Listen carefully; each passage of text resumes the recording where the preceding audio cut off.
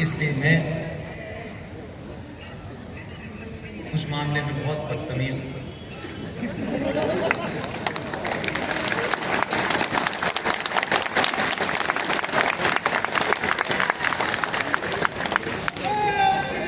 इसलिए मुझे श्री राम दुख होता है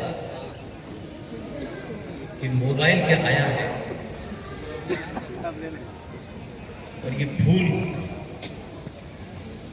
इसे देकर के आपने मेरा मान नहीं बढ़ाया।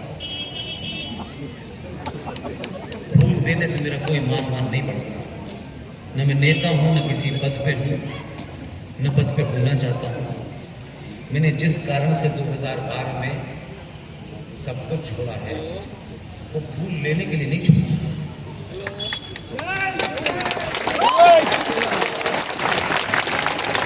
इसलिए रटी रटाई झूठी बातें मैं नहीं बोलती।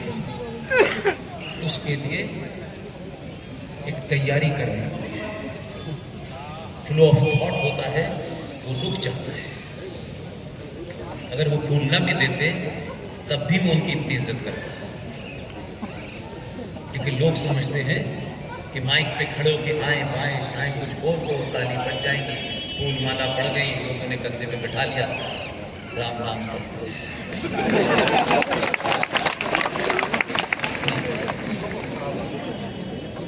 ये दोबारा होना नहीं चाहिए, बिल्कुल मैं ही नहीं।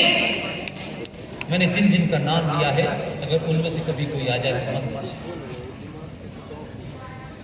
आपको अंदाजा नहीं है हम किस सिचुएशन में खड़े हैं। सही बात। इसका 1% भी अंदाजा और सार्वजनिक पॉइंट वाला बात नहीं बोलते की जा सकती। कितना सही बात। हम हैं आपके बीच में, इसके बावजूद भी कई सवाल थे, कई सवाल हैं, कई ऐसी गुप्त जानकारियां हैं जो आपके बीच में बैठे हुए लोग जिनको आप नहीं पहचानते, उन्होंने हमें यहां आने से पहले बता दिया। इसमें फूल लेने, फूल देने, ये वो है, ये फलाने हैं, ये दिमाग है, भाई नीचे बैठ जाइए बस।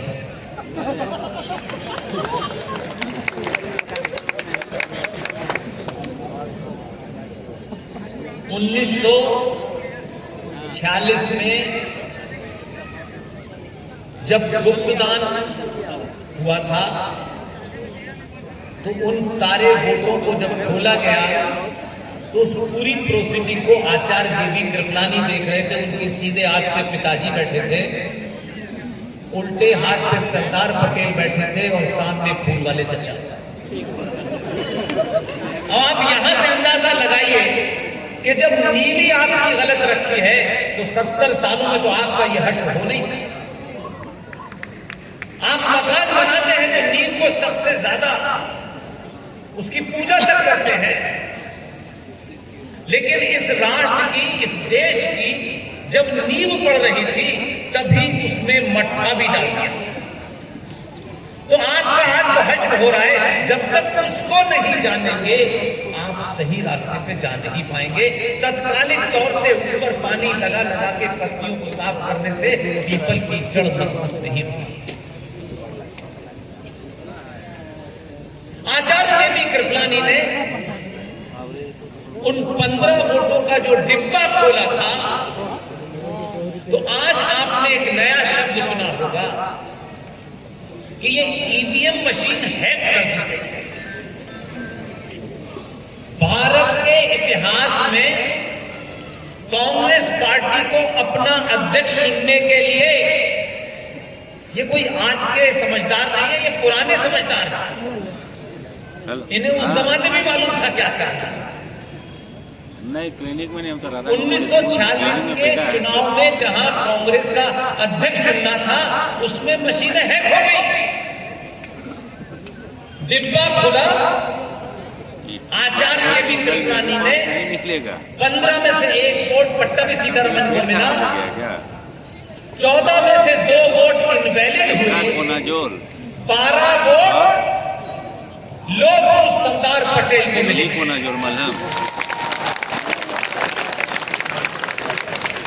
यहां खुश हो सकते हैं ठीक है बोल देते। अब उस पूरी बात को पढ़ेंगे तब आपको समझ में आएगा। और ये फिर कह रहा हूं, ये किसी इरफान हबीब जैसे फ्रॉड की किताब का रेफरेंस नहीं दे रहा, जिसने अपनी वो किताब लिखी है, जिसकी किताब आज भी 2022 के भारत में यूपीएससी में बैठने वाले लड़के को पढ़नी पड़ रही है।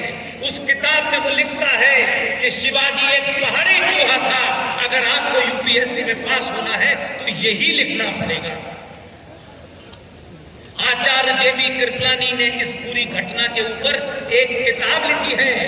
देश के समझदार दलाल नेताओं ने उस किताब का नामो निशान मिटा दिया, जबकि वो किताब गवर्नमेंट ऑफ इंडिया के पब्लिकेशन डिवीजन ने छापी थी, वो सब जगह से गायब थी। आचार्य जेबी कृपलानी उस किताब में बता रहे हैं कि जब मैंने महात्मा गांधी से कहा कि नेहरू को एक भी वोट नहीं मिला है, तो गांधी जी ने गर्दन नीचे कर ली। और जो पहली बेईमानी बापू ने की देश के साथ, पर्ची लिखी जेबी कृपलानी को दी पटेल को। पटेल ने इस पर्ची को देखा और वापस कर दिया। बच्चा लोग लगा दिया। मैं उनकी उम्र की वजह से कुछ शब्द नहीं इस्तेमाल करना चाहता, लेकिन बेहयाई और बेशर्मी की भी लिमिट दूसरी पर्ची भी पटेल को देने के लिए उसमें लिखा था कि इस्तीफा दे दो। पटेल कद्दावर आदमी था, स्वाभिमानी आदमी था, उन्होंने पर्ची वापस की और चले गए। इस बेईमानी के साथ जिस आदमी को 14 में से एक भी वोट नहीं मिला, वो कांग्रेस पार्टी का अध्यक्ष चुन लिया गया। आपकी नींव, इस देश की नींव में कितनी बेईमानी शुरू हुई है। आप कहते हैं कि आज इस चमन में फूल नहीं खिल रहे, फूल कहां खिलेंगे? फूल तो शेरवानी में लगा हुआ था।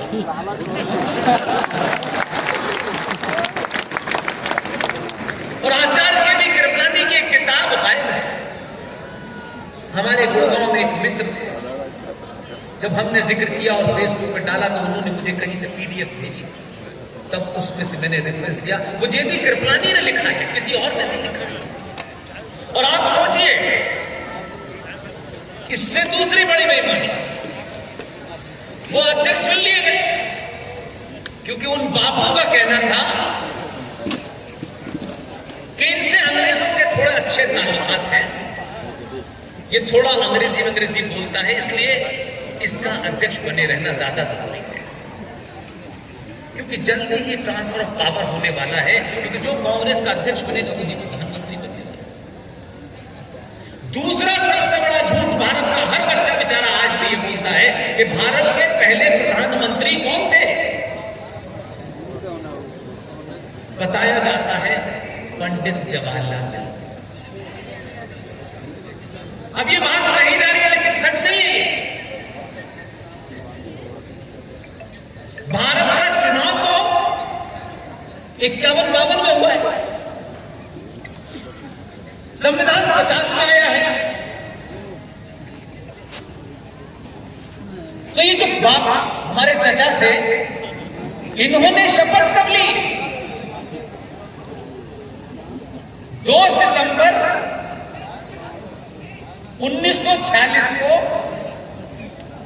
यूनियन जैक के नीचे किंग ऑफ ग्रेट ब्रिटेन के प्रति अपनी निष्ठा दिखाते हुए उनको शपथ किसने दिलाई? लॉर्ड माउंटबेटन ने। और वो देश के पहले प्रधानमंत्री। हेलो। लेकिन इससे भी बड़ा एक बड़ा पाखंड है। हाँ आ गया। उसी जवाहरलाल नेहरू जी ने भेजिए पढ़ लो। जब 15 अगस्त 1947 हो गया अभी तो भेजिए। तो ये बताया कि देश आजाद हो गया है, जा रहा है, सब हमारा है। जा रहा है 4 लोग। उस हमारा होने की मैं आपको एक कहानी सुनाता हूं, इसी से रिलेटेड। India bull.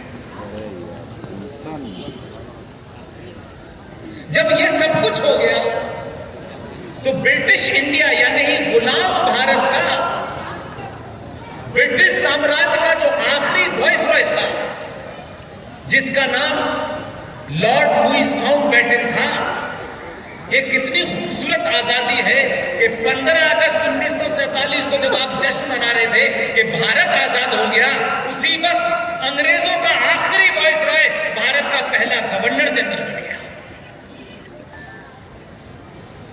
हेलो 1948 की इस घटना को जाके पढ़िए। 1948 में एक भारतीय मूल का आदमी, उसे गवर्नर जनरल बनाना था क्योंकि अब थोड़ा समय हो गया और लॉर्ड माउंटबेटन को जाना। हाँ तो जब भारतीय मूल के आदमी को गवर्नर जनरल बनाना था, तो आप सोचिए क्या कहा गया। ये नहीं बताया आपको इतिहास में, और आज तो आर्काइवल मौजूद है, आप जाएंगे तो सब मिल जाएगा। कोई झूठ ऐसा नहीं है जो छुप सकता। ताज्जुब की बात यह है कि प्रधानमंत्री महामहिम कबूतर उड़ाने वाले चचा ने चिट्ठी लिखी, और चिट्ठी किसे लिखी?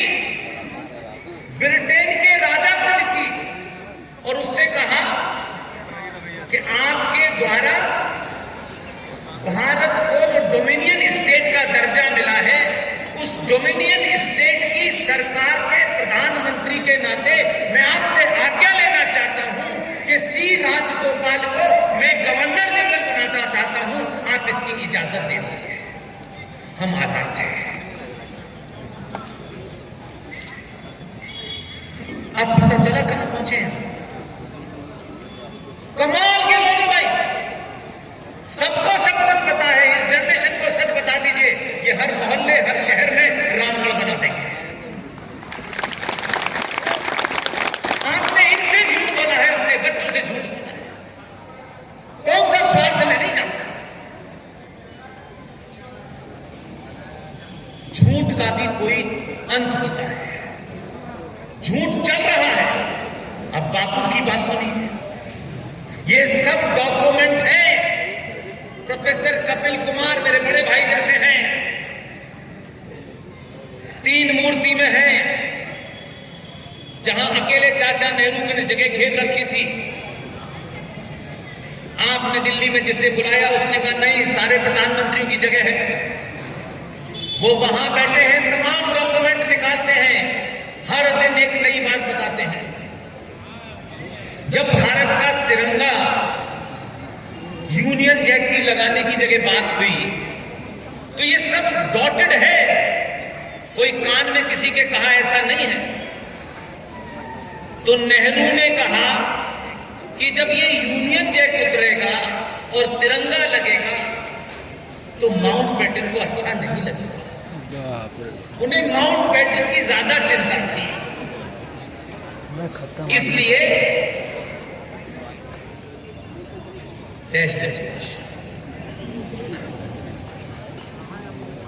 लॉर्ड माउंटबेटन को अच्छा नहीं लगेगा, इसलिए यूनियन जैक को नीचे हम सम्मान के साथ उतारे। तो गांधी जी ने, हमारे पिताजी ने कहा अगर इस तिरंगे में कोने में यूनियन जैक भी लगा दिया जाए तो कोई बुराई नहीं है।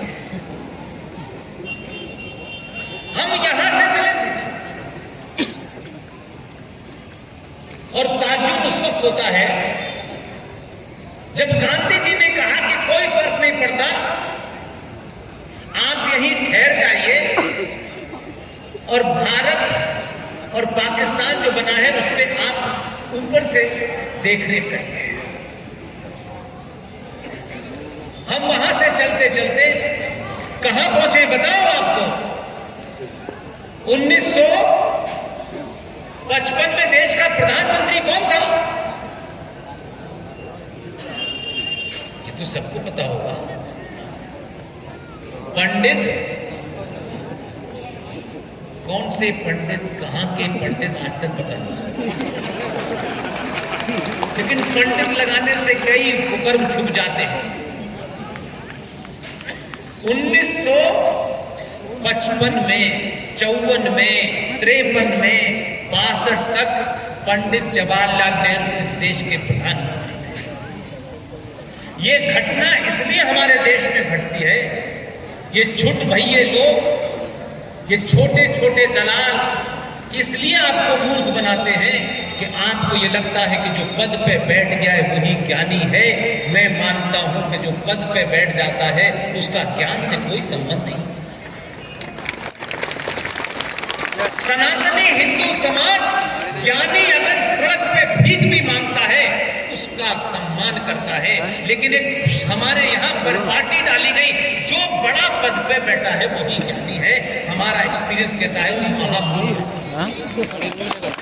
पद से ज्ञान का कोई संबंध नहीं है। 1955 में जवाहरलाल नेहरू देश के प्रधानमंत्री थे। हंसी भी आती है, रोना भी आता है, लेकिन अब हंसने का कम से कम वक्त है। वो खुद प्रधानमंत्री थे और उस समय देश में अलग अलग क्षेत्रों में काम करने, इसकी चर्चा मैं इसलिए कर रहा हूं कि बहुत सारे सनातनी हिंदू दुखी हैं, थोड़ा शुद्ध हैं, क्योंकि अभी अभी 2 दिन पहले ही भारत के नागरिक सम्मानों का ऐलान हुआ है। अभी 2 दिन पहले हुआ है। आप बिल्कुल भी दुखी मत होइए, इसको दे दिया उसको दे दिया, ये सरकार का प्रोरोगेटिव है, इस पे ज्यादा समय न जाया करें। लेकिन ये जरूर सवाल पूछे जो ज्ञान बांट रहे हैं इस समय, और मैंने सुना है कि भारत जोड़ो यात्रा निकाल रहे हैं। अब हमारे यहाँ के लोगों को, खासतौर से राजनीतिक लोगों को, अगर किसी पे सवाल भी उठाना है तो तथ्यात्मक नहीं उठाते। 1947 में ये इंडिया था, 14 अगस्त से पहले ये भारत था। अगर भारत जोड़ो यात्रा निकलनी है तो उसके लिए कश्मीर नहीं जाना है, बिहार नहीं जाना है, उसके लिए रामायण में जो कंधारी थी, जहां उसका घर था, उस कंधार में जाना है। वहां से भारत जोड़ो यात्रा शुरू होगी। ये इंडिया को जोड़ने की बात आप करते हैं, आपने भारत के टुकड़े की और अब कहते हैं हम इंडिया को जोड़ेंगे। उनके नाना, ये जो नागरिक सम्मान देने की कमेटी होती है, इस कमेटी का चेयरमैन प्रधानमंत्री होता है, और प्रधानमंत्री इन सिविलियन अवार्ड्स को किसको दिया जाए किसको न दिया जाए, उस कमेटी में बात करने के बाद राष्ट्रपति को भेजता है कि हमने 10 लोगों ने प्रधानमंत्री की जेरे क़यादत में, उनके नेतृत्व में मीटिंग करके इन लोगों को इन पुरस्कारों के लिए योग्य माना है। प्रधानमंत्री की कमेटी बनी, पुरस्कारों की जांच पड़ताल हुई। ये घटना बताते में इतनी कभी कभी शर्म आती है, क्योंकि रामगढ़ में तो बता सकता हूं, बाहर बताऊंगा तो लोग मुझ पे हंसेंगे कि आप उसी देश के। ऐसे ऐसे कृत्य किए हैं लोगों ने कि 1955 में प्रधानमंत्री जवाहरलाल नेहरू के नेतृत्व में पद्म पुरस्कारों की मीटिंग हुई, और जवाहरलाल नेहरू ने खुद ही अपने आप को भारत को दे दिया।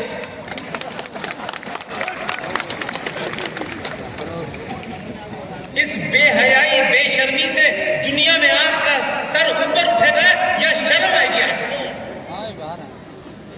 और ये सिलसिला रुका नहीं। 1971 में देश की प्रधानमंत्री श्रीमती इंदिरा गांधी थी, बेटी तो उन्हीं की थी, इसमें तो कोई डाउट नहीं। 71 में उन्होंने भी मीटिंग की और अपने आप को भारत दे दिया। हम बड़ा गर्व करते हैं, भारत बड़े पुरुषार्थियों को मिलता है, ऐसे लोगों को नहीं मिलता।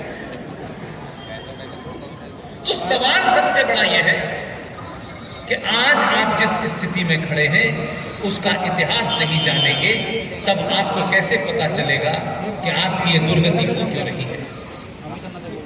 लिहाजा मैं आज भी मानता हूं कि सबसे बड़ा झूठ सनातनी हिंदू और हिंदुओं के ठेकेदार जो 5-5 घंटे प्रवचन,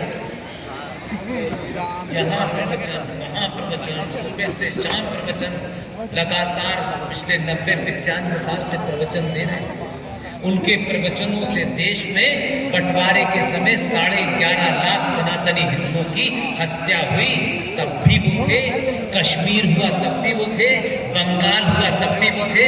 और इस देश में 2011 का सेंसस जनगणना ये कहती है कि 29 राज्यों में से 9 राज्यों में हिंदू माइक्रोस्कोपिक माइनॉरिटी हो गया है, तब भी ये ठेकेदार अपनी शुरू दुकान चलाए।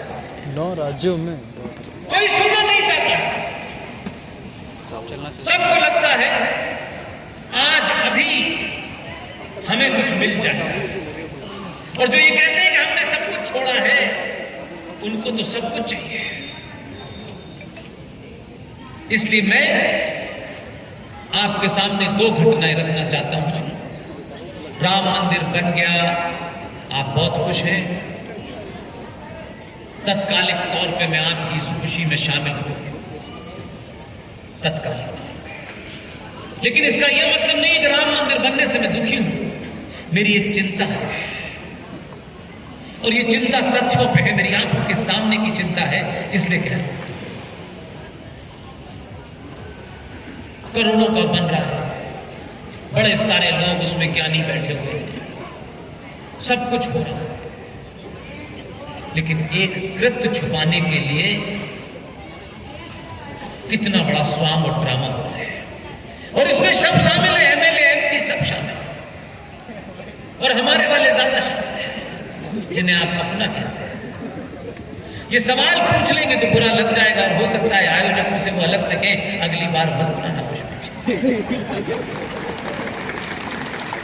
ध्यान रखना, 2022 के भारत में अगर मैं सच नहीं बोलूंगा और कुछ स्वार्थों के चलते, कुछ लालच के चलते मैं भी मीठी मीठी बातें करूंगा, तो याद रखिएगा पूरे भारत में 1000 से ज्यादा सभाएं मैंने की हैं। किसी सभा में मैंने अपने पानी पीने तक की चिंता नहीं की, सब आयोजकों ने की है। इसलिए आज झूठ कोई बोला तो याद रखिएगा, सदियां तक लोग उनके पूर्वजों को कब्रों से निकाल के चौराहे पे लग जाएंगे। आज झूठ मत बोलिए, न झूठ बोलिए, न बोलने दीजिए, और न सुनिए। इसलिए राम मंदिर 400 साल की लड़ाई के बाद बन रहा है, अच्छी बात है, लेकिन इसके पीछे एक जघन्य अपराध किया है, उसकी तरफ मत देखो, वहां से आके दूर। सबकी कोशिश है, शत्रु की भी कोशिश है, और आपके जो अपने लोग हैं उनकी भी कोशिश है। 1991 में अयोध्या का आंदोलन अपने क्लाइमेक्स में था, और सरकार कांग्रेस पार्टी की थी दिल्ली में। हमने जो सौदा किया, ये चोर आपको आज भी नहीं बताते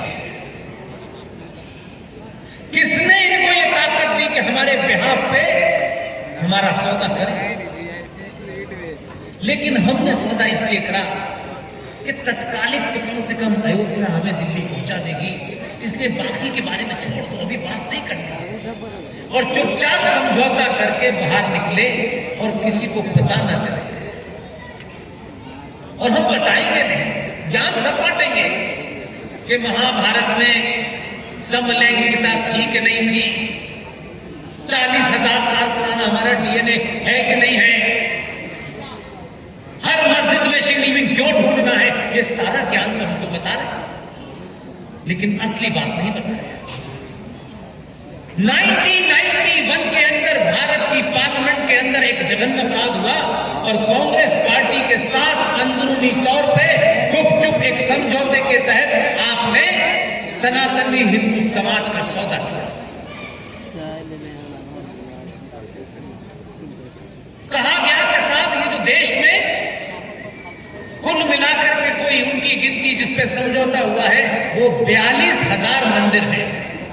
इसी के बाद हम बता रहे थे सबको। ये मंदिर अनादिकाल पुराने मंदिर है, शक्ति के पीठ है। ये वो मंदिर नहीं है जो सड़कों के किनारे कहीं कोई बना देता है। उन मंदिरों का आर्किटेक्चर ऐसा है कि दुनिया उन पर रिसर्च करे तो आज तक लोगों को समझ में नहीं आएगा कि ये मंदिर बन कैसे सकते हैं। लेकिन सब कुछ छोड़ो यार, अभी तो सिर्फ फायदे की बात सोचो, बात में नहीं जाएगी। 1991 में भारत की संसद के अंदर एक कानून पास हुआ। उस कानून का नाम है प्लेसेस ऑफ वर्शिप एक्ट 1991। इसके तहत कांग्रेस पार्टी ने एक कानून बनाया कि 15 अगस्त 1947 को जो मंदिर कहीं किसी में मजार है, कहीं किसी के अंदर मस्जिद बना दी गई है, उनकी स्थिति यथा स्थिति ही रहेगी, उसमें कोई बदलाव नहीं होगा।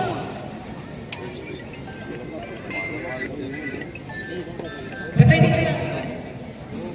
मेरे दादा परदादा, आपके दादा परदादाओं ने उन मंदिरों को बचाने में कितनी पीढ़ियां खपाती होगी, लेकिन आज सरकार का एक कानून बन गया और कानून के तहत वो 42,000 मंदिर जो शक्ति पीठ हुआ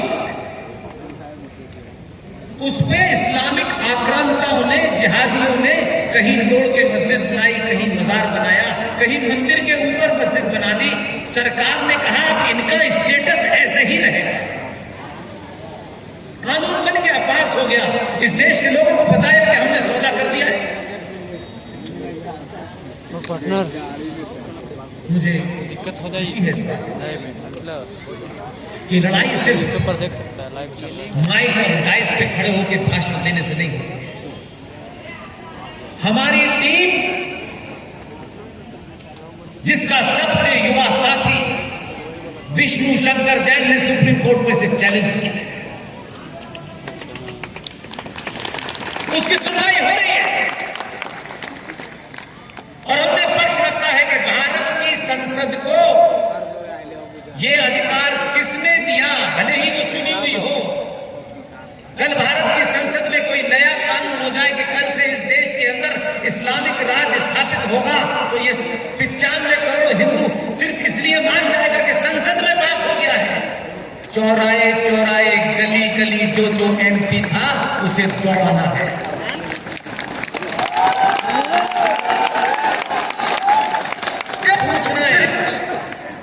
पूछना है उनसे, तुम्हारी 5 साल की दलाली चंद रुपयों के लिए तुमने सौदा किया है, तुमको बख्शेंगे नहीं।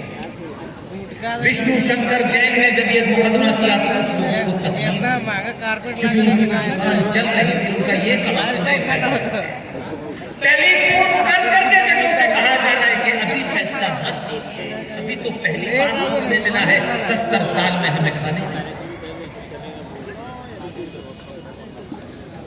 विष्णु शंकर जैन, और ये जैन शब्द में मैं बार बार इसलिए एम्फेसिस करता हूं, पूरे देश में इन जैनों की कितनी जनसंख्या है? 0.5 आपके झारखंड में कितनी होगी? 15-16 हजार। हिंदुस्तान की माइक्रोस्कोपिक गिनती में सबसे कम जनसंख्या वाले लोगों की पुरुषार्थ देखिए और 95 करोड़ के ठेकेदार दलालों का पुरुषार्थ देखिए। आपके यहां, आपके शहर में किसी सरकार ने जैनों के जो तीर्थ स्थल था उसको टूरिज्म की जगह बनाने की कोशिश की। जो ताकत उनके पास थी उस ताकत का इस्तेमाल किया और संतों ने खड़े होकर के उनको नंगा किया। जो ठेकेदार चंदा लेने आते थे, खुलेआम कहा, नाम लेके कहा, और अपनी जो ताकत उनकी थी कि उनकी भागीदारी भारत की